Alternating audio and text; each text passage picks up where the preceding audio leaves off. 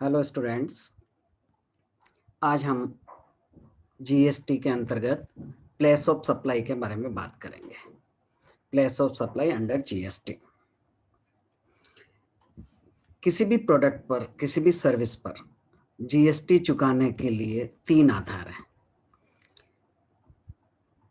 Value of goods और service, time of service और goods of supply, और तीसरा प्लेस ऑफ सप्लाई। इन तीनों के आधार पर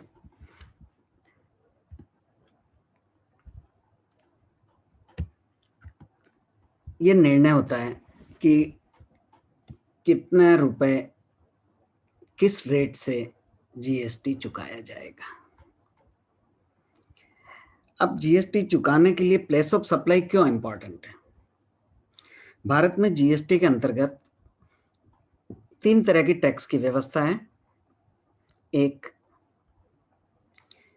अगर सप्लाई एक ही स्टेट के अंतर्गत हो रही है तो एसजीएसटी तथा सीजीएसटी लागू होगा।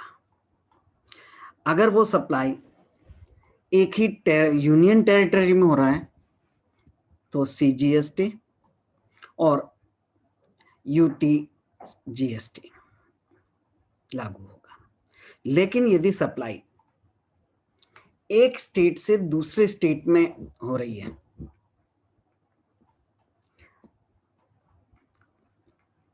तो आपको आईजीएसटी चुकाना होगा।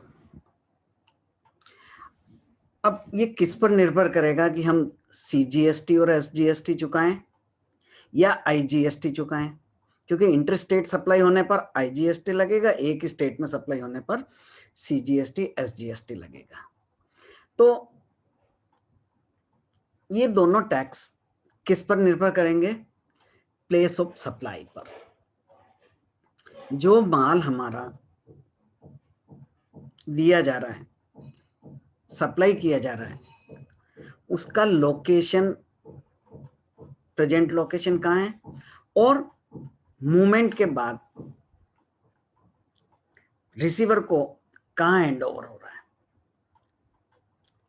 या सर्विस प्रोवाइड करने वाला किस स्टेट का है, सर्विस लेने वाला कहाँ का है, इनके आधार पर डिपेंड करेगा कि वो सर्विस हमारी इंटरस्टेट है या इंट्रास्टेट है। अगर हमारी सर्विस इंट्रास्टेट है तो एसजीएसटी और सीजीएसटी लगेगा। अगर इंटरस्टेट है तो आईजीएसटी लगेगा। अब हम निर्धारित करते हैं कि प्लेस ऑफ सप्लाई के लिए वो एक ही स्टेट में है या इंटरस्टेट है, उसके कुछ नियम जीएसटी कानून में बनाए गए हैं। उसको अपनी भाषा में सिंपल तरीके से मैं आपको बता रहा हूं। Place of supply of goods, माल का प्लेस ऑफ सप्लाई क्या है, अर्थात रिसीवर को वो माल कहां मिल रहा है, उस पर डिपेंड करेगा कि उसके सप्लाई का प्लेस कौन सा है। उसमें अलग अलग तीन तरह की कंडीशंस होती है। यदि इस ट्रांजैक्शन में गुड्स का मूवमेंट आवश्यक हो, अर्थात माल एक लोकेशन से दूसरे लोकेशन पर जा रही हो, गति कर रही हो, मूवमेंट हो रहा हो, तो उसकी प्लेस ऑफ सप्लाई क्या होगा?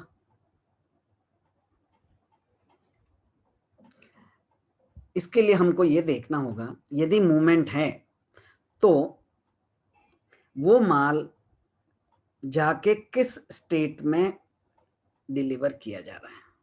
Terminates of delivery to the receptionist, प्राप्तकर्ता को वो डिलीवरी माल कहाँ प्राप्त हो रहा है। अगर माल भेजने वाले की लोकेशन और प्राप्त करने वाले का जहां ये माल भेजा गया है अलग है तो हम कहेंगे इंटरस्टेट, और बाकी इंटरस्टेट नहीं मानी जाएगी। यदि गुड्स का मूवमेंट नहीं है इस ट्रांजैक्शन में, when goods movement of goods is not involve, माल एक ही स्थान पर है एक जगह से दूसरे जगह पर नहीं भेजा जा रहा है, तो ऐसी स्थिति में प्लेस ऑफ सप्लाई क्या मानी जाएगी? The location of the goods at the time of delivery to the receptionist. प्राप्तकर्ता को वो जो माल सौंपा जा रहा है वो उस समय किस लोकेशन पर है, वो आपकी प्लेस ऑफ सप्लाई माना जाएगा। तो दो कंडीशन हो गई आपकी। यदि मूवमेंट इन्वॉल्व है तो मूवमेंट के अंतर्गत माल जाके कहाँ रुक रहा है, रिसेप्शनिस्ट को वो माल कहाँ प्राप्त होगा, वो जगह। और अगर मूवमेंट इन्वॉल्व नहीं है तो माल डिलीवरी देते समय रिसेप्शनिस्ट को किस जगह पर मिल रहा है वो लोकेशन प्लेस ऑफ सप्लाई कहलाएगी।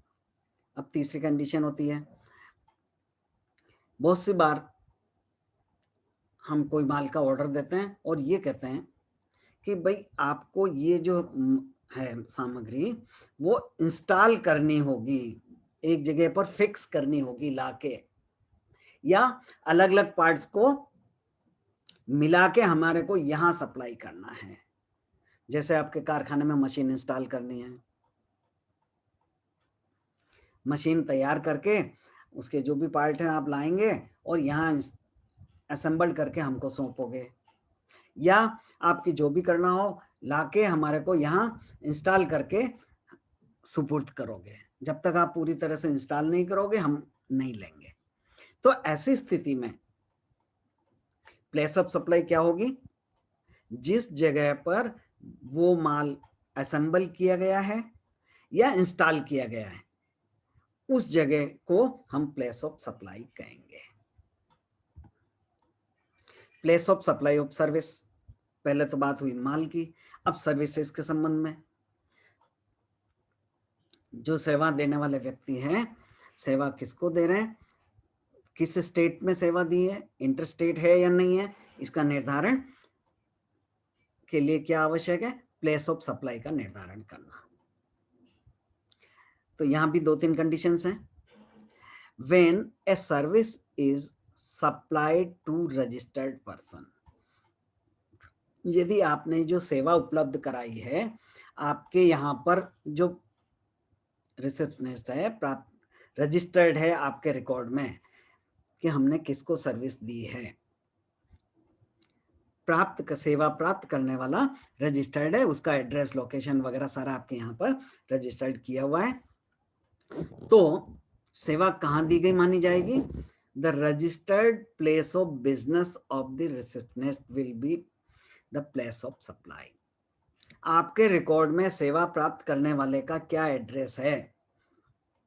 The registered place of business, प्राप्त करने वाले व्यक्ति का बिजनेस के रजिस्टर में क्या एंट्री है, उसने अपना रजिस्ट्रेशन किस प्लेस पर कर रखा है, वो प्लेस ऑफ सप्लाई माना जाएगा।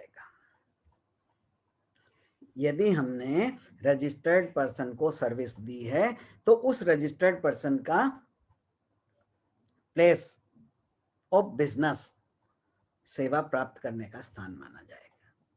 Second, when a service is supplied to an unregistered person, यदि आपने जो सेवा उपलब्ध कराई है किसी अनरजिस्टर्ड पर्सन को कराई है जिसने अपना रजिस्ट्रेशन नहीं करा रखा है, तो ऐसी स्थिति में दो परिस्थितियां हो सकती है। The address of the receptionist exist in the record of supplier, supplier के रिकॉर्ड में सेवा प्राप्त करने वाले का कोई अगर एड्रेस मौजूद है, और दूसरी स्थिति क्या हो सकती है? सेवा प्राप्त करने वाले का एड्रेस आपके रिकॉर्ड में, सप्लायर के रिकॉर्ड में उपलब्ध नहीं है। इन दोनों ही परिस्थितियों में प्लेस ऑफ सप्लाई क्या होगी वो यहां देखते हैं।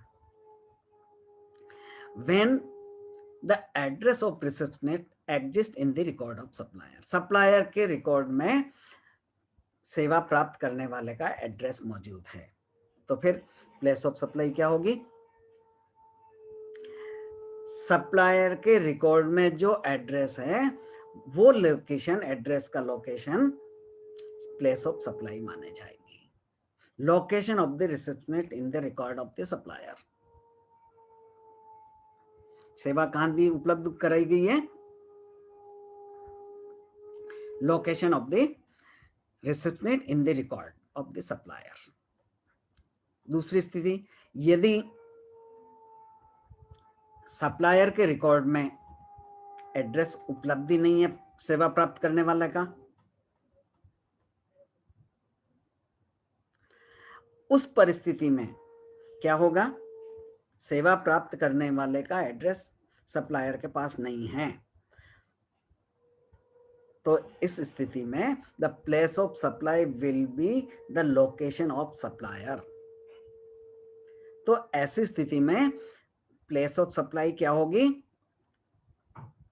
सप्लायर का क्या लोकेशन है, जिसने सेवा दी है उसकी अपनी लोकेशन क्या है, उसके आधार पर निर्धारित किया जाएगा कि आपका place of supply of the service क्या है। तीसरी एक और स्थिति आती है, place of supply of bill to ship to transactions. अनेक बार परिस्थितियां क्या बनती है, कोई दो पर्सन, अभी हमने बात करी, सप्लायर सेवा देने वाला या सामग्री देने वाला, और दूसरा सामग्री माल प्राप्त करने वाला। इन दोनों के अलावा एक तीसरा पर्सन और है, थर्ड पर्सन। ये थर्ड पर्सन कब इन्वॉल्व होगा? इस परिस्थिति में यदि आदेश आपको थर्ड पर्सन ने दिया है, किसी ऐसे व्यक्ति ने दिया है जिसको गुड्स प्राप्त नहीं करना है, उसने आपको निर्देश दिया है कि यह सामग्री इस तीसरे व्यक्ति को सौंप दी जाए।